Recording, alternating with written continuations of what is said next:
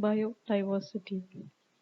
In the living world, a lot of diversity is seen both in animals and plants.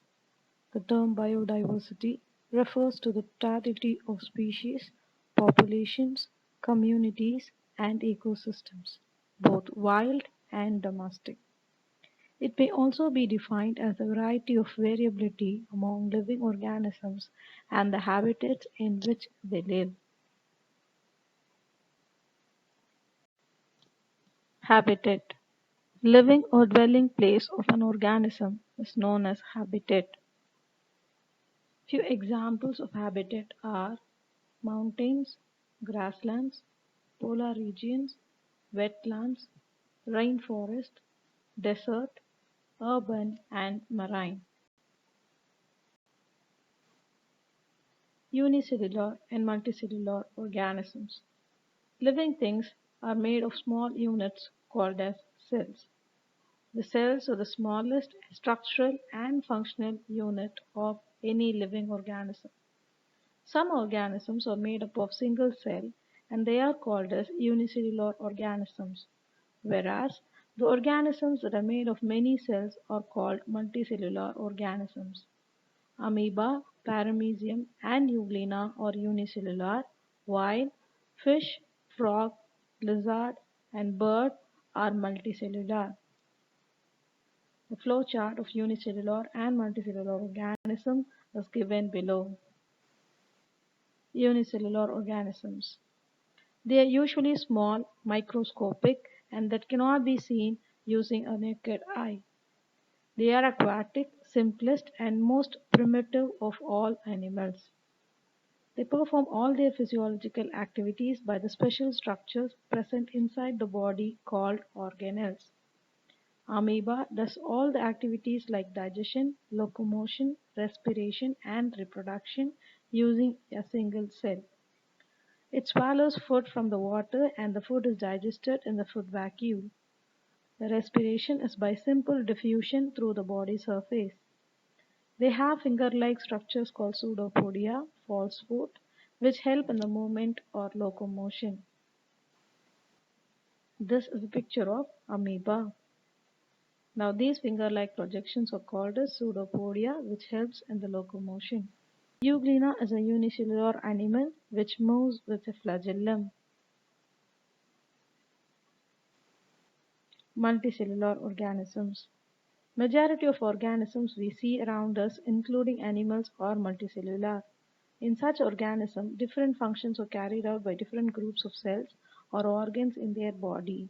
Example, jellyfish, earthworm, snails, fish, frog, snakes, pigeon, tiger, monkey, and man. Adaptation in animals. A living thing can survive in a particular habitat if its body is adapted to the conditions of it. If the presence of specific body features for certain habits which enable a plant or an animal to live in a particular habitat is called adaptation. Adaptation in fish. The head, trunk, and tail of fish merge to form a streamlined shape.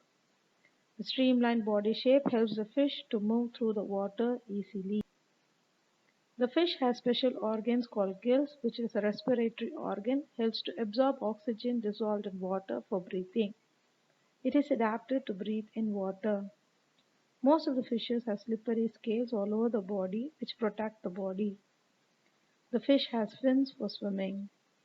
The fish has strong tail, which acts as a rudder to change direction and keep its body balanced in water. Lizards are scaly-skinned reptiles that are usually distinguished from snakes by the possession of legs, movable eyelids, and external ear openings. They mostly inhabit warm regions. Most lizards are quadrupedal and have a powerful limb. Some lizards have the capacity to rotate the head and around the head joint. They breathe through the lungs. Some lizards are able to run bipedally with two legs.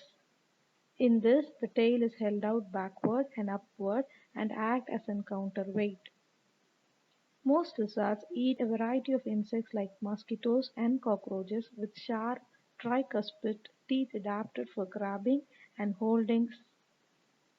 Some lizards, dinosaurs, have web in the toes, and few lizards are able to glide or parachute the air and make soft landings. Birds. They have streamlined body covered with feathers. This body shape provides minimum resistance to air. They have beak instead of mouth. They breathe through lungs. They have a pair of wings that are modified forelimbs. They have hollow and light bones. Usually we see birds fly, however, they can also hop, move, run, etc.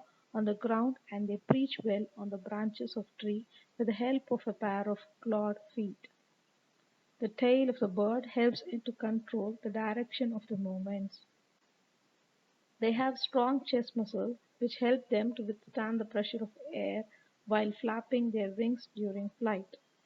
At a time, birds can see one object with one eye and another object with other eye. This is called as binocular vision. The camel has long legs which help it to keep its body away from the hot sand in desert. A camel can drink large amount of water and store it in the body. A camel's body is adapted to save water in the dry desert as follows.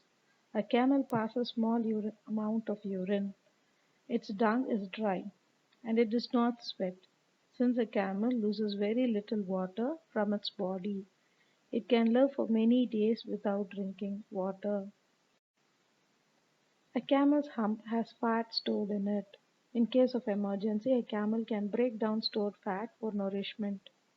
A camel has large and flat padded feet which help to walk easily on soft sand. Thus it is called as a sheep of desert.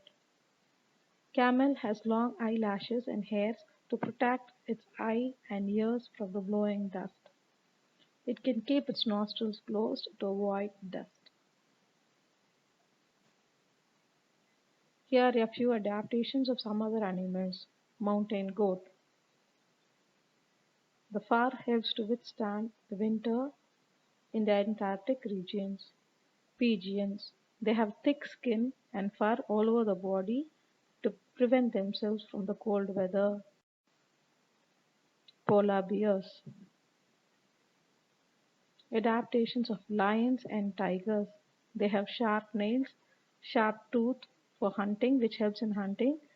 Lions and tigers have thick brown skin, which help them to hide easily in the forest.